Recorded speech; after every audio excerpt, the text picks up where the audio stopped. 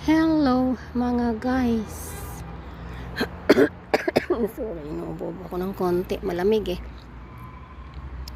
Ayan ang bahay ng amo ko. Ito mga guys oh. Mga danakit ito mga guys. Tingnan nyo. Ito yung kinakatakutan dun sa probinsya. Kasi tinitirahan daw yan ng maligno. Paano nga maniwala? Ano yan eh. Protection sa ano yan. Tingnan mo dito mga guys. Bakilid kasi itong lupa dito.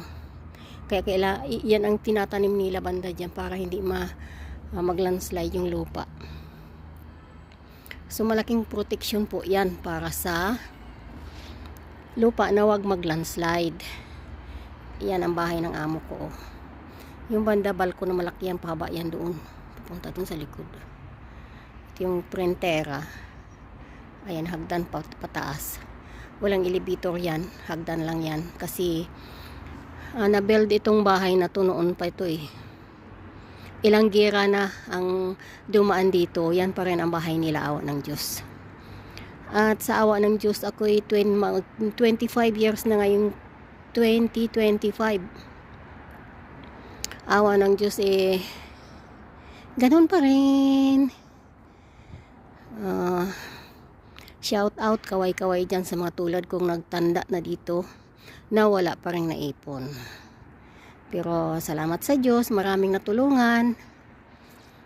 Kaway-kaway dyan sa mga natulungan na parang hindi na nakakaalala yung iba. Mga mayayaman na kasi. So, salamat sa Diyos. Maganda ng mga buhay nila. God bless you all. Binabalik ni Lord ng siksik-liglig sa akin ang mga lahat ng yan. Thank you Lord.